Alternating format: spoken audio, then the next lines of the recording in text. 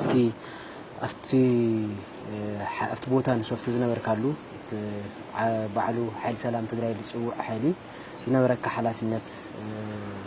تاي تحلافنت نيركا او زنبرك صانحيت انتاي يمسل معاس كيدكا زول نجر اسك بخمي كيدكا زول نجر نلعب صبح ያው አፍት ዝነበር ሁሉ ሐላፍነት መጀመሪያ ናይት ግንባር ኮማንድ የኔራ ያው ትግንባር ናጣሸተለና ናይ ወታደራውን ፖለቲካውን አመራር ሐኒርዎ ቢያንስ ናይ ካው ሁልቲዩ ድምር ሸዋዕት ሰብ ተወጻጸ ኮማንድ አለው ትግንባር ካፍት ግንባር በምክትል አዛዝ የኔራ ናይት ፖለቲካዊ ክንፍ ማለት صانحت كمين يرو تاي مسل نيرزو نلعب اوكي صانحتنا ያው خمس ዝፍለጥ حራ መሬት ተዋይሉ ካብ ሲየም ብዙሕ ላት ቀሳስና ጸኒሕና ኢና ንሕና ያው ከምት ትፈልጦ ነፍት ናይት ዘዋ መራርሓ አባል ካቢኔ ናይት ዘዋ ቢሮ ሰላም ጸጥታን ምክትል ሐላፊ ነራ ያው ተቃልሲ ይፍለጥ ይقدم ኢሉ ከመይ ይخد ከም ዝነበረ ያው ሁሉ ትግራዋይ ይፈልጥ ስለዝነበረ ብዙሕ እንትን ምግባራ የድሊ ሕዚ ብዙኾነ ግን ተዝነበረ ፖለቲካዊ አፈላላይ ላሰፍሐ ኸይዱ ንሕና ኃይል ሒዝና ለበረኻ ክንወጽእ ተገዲድና ኢና በትሽዑ ሰዓት ማለት እዩ ስለዚ ያው በክልተ ግንባር ይነሩ ሓደ በቆላ በዓፋር ሓደ ግንባር በደጓዓ ስለዚ ንሕና ናፍተ ናደጓዓ ግንባር ዘዋ መራርሓውን ላብ ክልተ ትዝበዝሕ ናፍተ ናይ ዓፋር ግንባር በታሕቲ ዘለና ዓፋር ይኸይዱ ካፍቱ ዘዋ መራርሓ ግን ቢያንስ ክልተ ሰባቲና ላፍት ናይ ደጓዓ ኸይድና ንሕና ኢና ንመርሕ ነርና ማለት እዩ ትኸይዲ እስኪ አው ዝነበረኩም ጻንሒት እቲ ዝነበረ ኃይሊ ዘሎ ኃይሊ ሓፈሻዊ መንቀሳቀሱ መን እዩ ዝድግፎ በጀት ይኹን ናይ ሎጂስቲክ ይኹን ካልኦት ነገራት ካብ መን ይድገፍ ያው ዝለዓሉ ሕቶታቱን ዝለዓሉ ርእቶታቱን ስለዘለው መን እዩ መንቀሳቀሰኩም ነይሩ በጀቱን ዕጥቁን ገለዝ ነገር እስከነማል ያው ግልጽ እዩ ሓራ መሬት ለሎ በጀቱ ዕጥቁ ካብ ፌደራል መንግስት እዩ ምንም እዚ ለሕባ ነገር ይውሊ ኻሊ እንትን የለን በጀትና ዕጥቂ ካብ ፌደራል መንግስት ይልሕገዝ ኢቭን ሰፈርናሉ ቦታታቱን ምስት ናይት ክልል መንግስትን ምስ ናይ ፌደራልን አፍልጦ ዘለውና ፍቃድ ተዋሂብና ኢና እምበር ስልኻ ናብ ኾነ ክልል አቲኻ ክትነብር ጦርክ ተደራጃ ይትቕሊ ስለዚህ ናይት ክልል መንግስትን ና ፌደራል አፍልጦ ኣለዎም በዋናነት ግን ትዝሙልከቶ ዕጥቅን ስንቅን ዘቀርበሉ ግን ፌደራል መንግስት እዩ ምስ ፌደራል መንግስቲ ኣብ ልዕሊ ትግራይ ምስ ዘካይዶ ዘሎ ነገር ናይ ትግራይ ጸገም ምፍታሕ ይከኣል እዩ ብዝብል እምነት ዶ ይህል ይኸውን ተውዘ ናይ ትግራይ ጸገምስ በኸምዝ ክፍታሕ ይኽእል ይኸውን ካለ ተኣምኑ አይ እዚ ናይ ውሕዳት እምነት ክሊ ይኽእል እዩ ታብዛሓ ኣነ እውን ኣይኣምነልን ካልኦት ብጾተይ መብዛሕትኡ እውን ኣይኣምነልን ቃልሲ ቶታሊ ጨውዮም እዮም ተጨው ይትዘሕ ንሕና ሓሲብና ዝነበርና ምክንያቱም ለኣኻ ቀለኻ ዝሰፍረልካ ተኮይኑ ካሊ ዕጥቅኻ ዝበካ ተኮይኑ ክእዝዘካ ግዴታ ይስኢል ይኾን ንለውዓሉ ረብሓ ክብል እዩ እዚ ልምውለካ ዘለና ተቃልሲ ቶታሊ ተጨው እዩ ብኸመይ ተጨው እዩ ሰፊሕ እንትን ኣለዎ ካብዚ ዝወፁ መራሕቲ ፖለቲካዊ ይኹን ወታደራዊ መራሕቲ ኦሬዲ ኣብ ትሕቲ ብልጽግና ወዲቆም እዮም ንሶም ከዓ ያው ለኸውዶም ና ቢዝነስ የምቀይረሙ ንኸውዶም በቃ ኢን ሚሊየንስ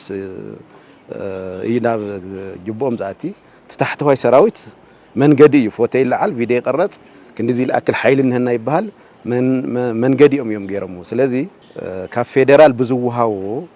ገንዘብ ነት ፌደራል ተለአአኺ ኮይኑ ዘገልግል ዘሎ እዛ ካይዳ እዚ ከዓ ጸረ ረብሓን ህዝቢ ትግራይ ስለዝኾነ ኣብ ልዕሊ ህዝቢ ትግራይ ካልኣይ ጄኖሳይድ ምውላድ ስለዝኾነ ኣብዚ ተቃውሞ ነርና ኣነ ኣብ ዝገበርናዮም ስብሰባታት ተቃውሞ ነርኒ እቲ ሕዚ ዝግበርሎ ትግራዋይ ንባዕሉ ምብላዕ ትግራዋይ ምቅትታል ኣቀዲሙ ይተተሊሙ ኣቀዲመ ተቃይሞ የነራ ኣነ ከም ግለ እውን ካፍቲ ዝነበረ ንኣብነት ኣብ ዋግ ኽምራ ወይ ድማ ኣብ ሰቆጣ ነቲ ግንባር ፖለቲካልና ተሓባብር 4 ሰብ ነርና ካብ ኣርባዕተና ብቲ ዝነበረ ኣፈላላያት ኣነ ባቋሚ ወጽየ ብድሕሪኡ ዘሎ ካይዳውን ተቃውሞ ስለዝነበረኒ ቀጽለ ለአዲስ አበባ ይኸይደ አዲስ አበባ ኸይደውን ትናይ ፖለቲካዊ መራርሓ ይኹን ትናይ ወታደራዊ ለምንጋር ሞክረየ ምንም ተፈለየ ለውጥ የለይ ለውጥ ንሕዘይ ለኸዓ ኣነ ኣብ ልዕሊ ትግራይ ንዝበጽሕ በደል ኣብ ታሪኽ ሕማቕ ታሪኽ ኣብዚ ሕማቕ ታሪኽ እዚ ኢዴ ካእቱ ስለዘይብለይ ገዲፈዮ ናብ ዓዲ መጽየ نت حز حرام مريت إن نصوع زلنا بوليتيكاون وتدراون زمرحو أو يوم زلوا توم سمرت إن يا أرادي قد محز حوحات نيرون تفنجلهم وسيام حز سمرت لما سري توم زلوا أرادي سمرت نمالون انتن خالي كل انتن نجار كل يوم بزخونا جن ساتم يوم زمرحو نزيمون من نجار تكايدانا تكل خمزي خونه تقلسنا لافزي خون علامة أتو خمزلنا نمجار من نجار مكيرة نجار جن ملصم أو نتاوس لزي خونه أنا افتقلت قصل سذيبلي عدي كادحن مسزوي خوينا زخونه خجافت يمتن عدي تاي بلتو زله تغادلاي لمنتا ايو كونجا عينت ነገር እንዳለኝ عدو خمس زيدلي بخمي መንገድ ታይ መስል ስምዒት ኸት ከም ዙዓታ እንደዛ አክለ ፈላላይ እንድሕላሉ ዘሎ ስምዒት ናይ ተጋዳላይ እንታይ ዝመስል ናይ ተው ዘለ ሓይሊ ያው ተጋዳላይ ስምዒቱ ኦሬዲ ምስሓዊ እዩ ሓዚ ንሪአን ለለና ምስሓዊ ይልቃታተል ዘሎ ከም ዓይነት ድሌትን ስምዒትን የውልት ሰራዊት ኩሉ I think بزي زلون هم يتحسبي إلى أمن بتكيه زلون لو حاو خمزي قتل يا إخواني تجديدي ذاتي زلون تجديدو in essence نابنت بقلت يافت أنا بوانا نت المورحز نور كنا يسقط نايوا جمرة زلو حيلي تزبزح من الشاي تزبزح هذا زمن الشازي مسعدكو عدك خاحيس خاوصا إن كم زوا مريحنتي وصيو مستوردا من محدار كم زول مريحنت ناي وردا محاور حيز خوص ملشا مسعودكو كوص يناغيرنا هذه ملشا زي دمو زين خفلين يرنا وزي دقو حاريسو ولا ساليسو زقلو زنوره تخاليت كادرا ياو مس دموزو مس روحي نيرو زي حيل زي وصايلنا ناوصوتلنا ملشا تجدد يوصيو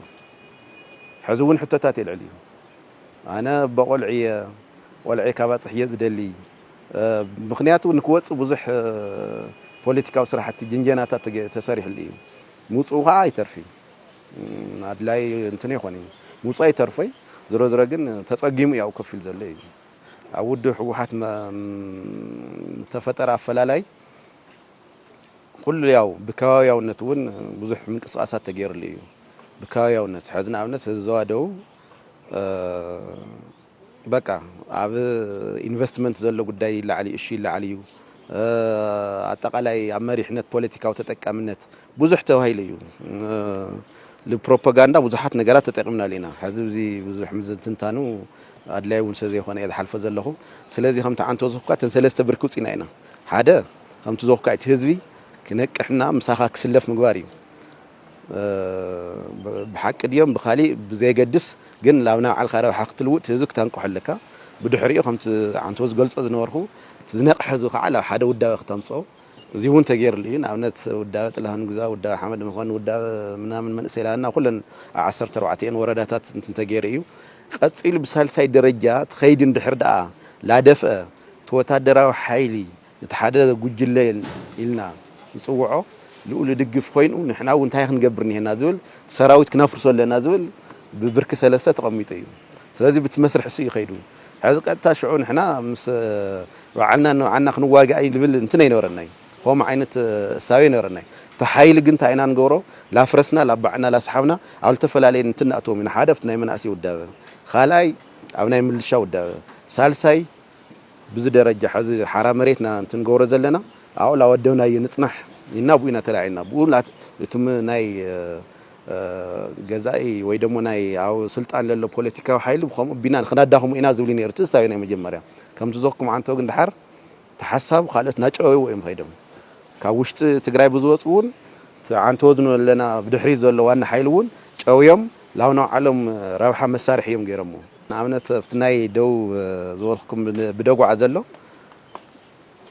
ክልተ ደቁ ኣብ TDF ለለዎ ኣሎ ሱባዕሉ ላው ውጻኢና ውጽኢና የለና ምልሻ እዩ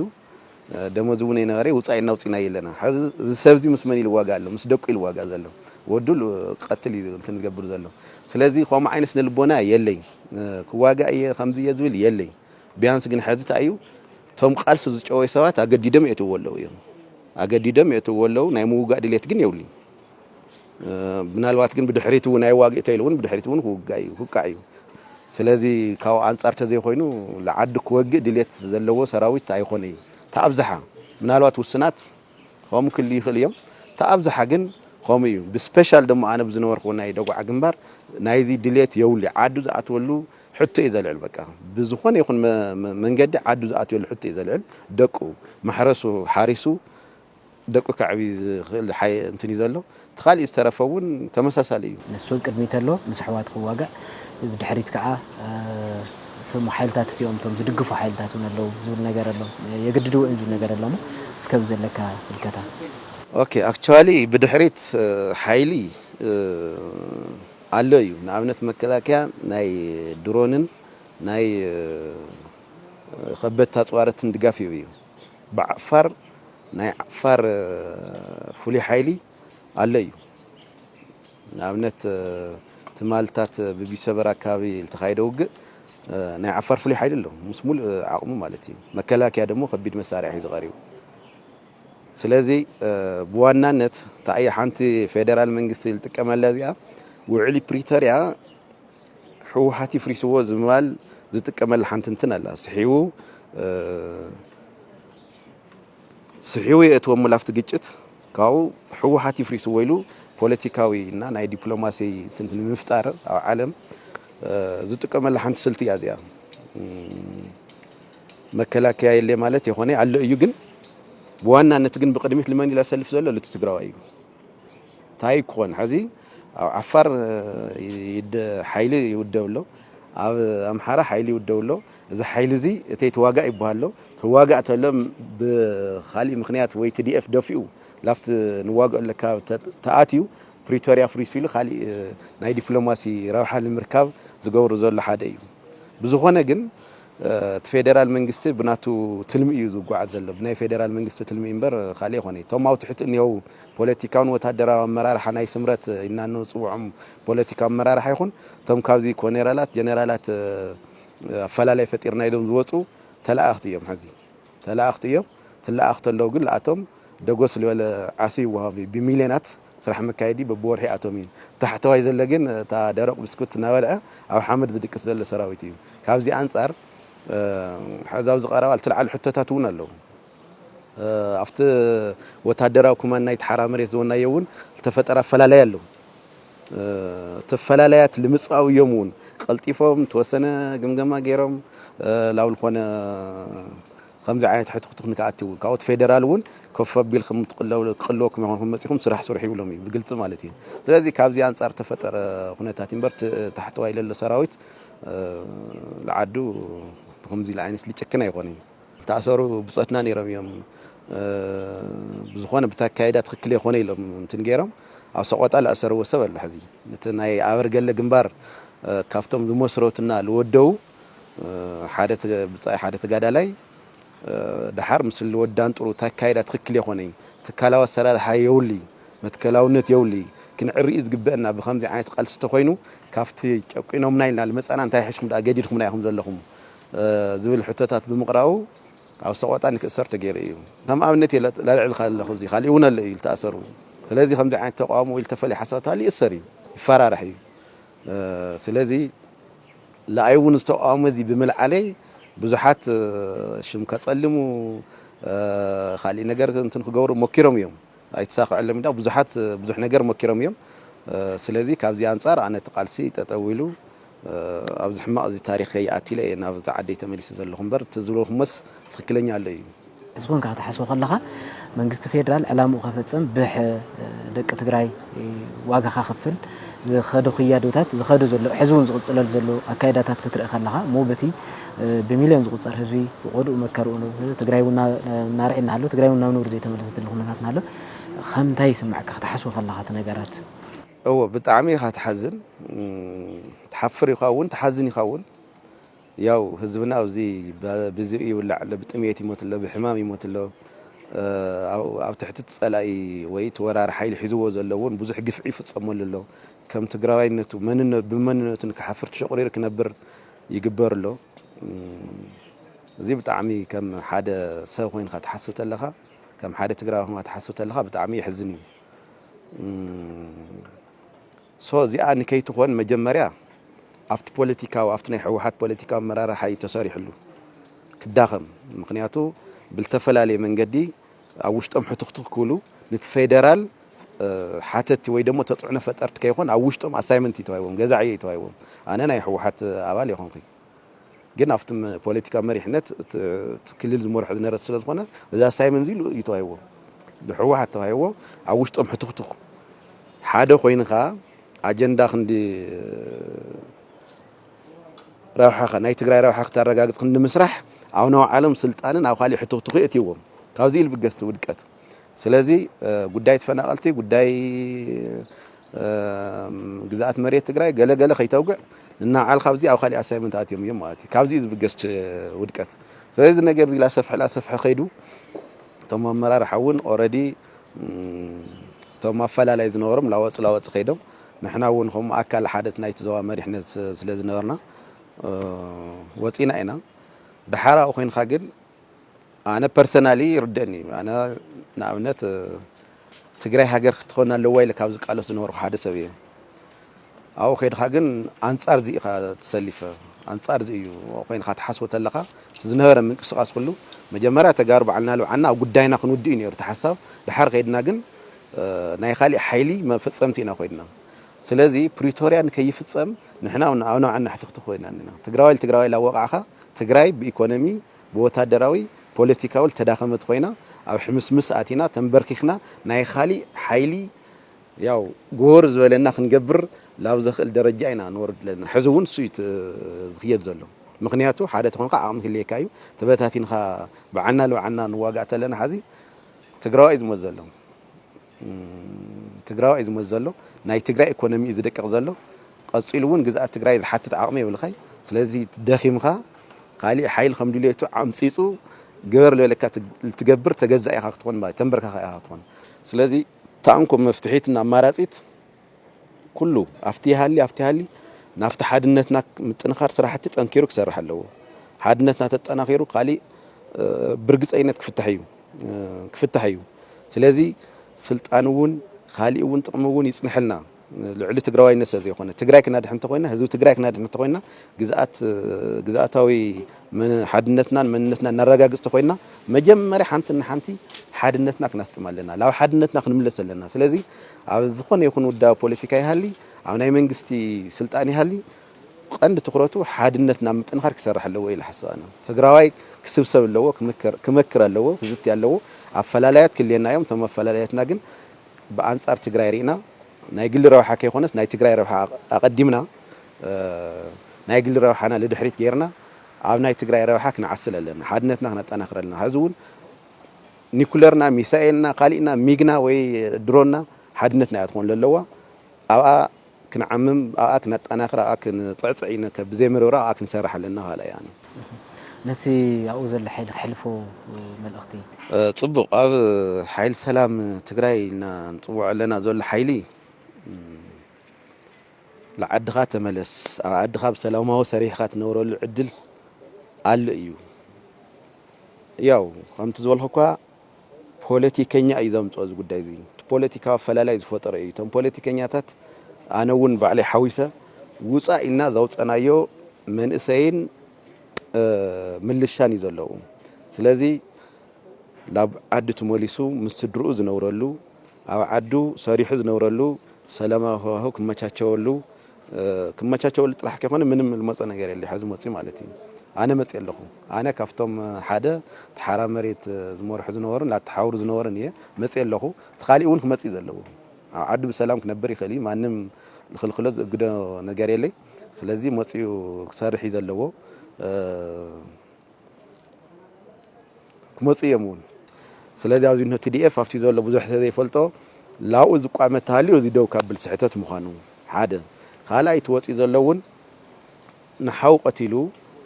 ዋላት ፖለቲካ መራሒ ይኹን ወታደራዊ መራሒ ወዲ ትግራይ ቀቲሉ ትግራዋይ ኣጥፊኡ ትግራዋይ ኣብ ልዕሊ ትግራዋይ ሬሳ ወንበር ከፍ ዘብሎ እዚ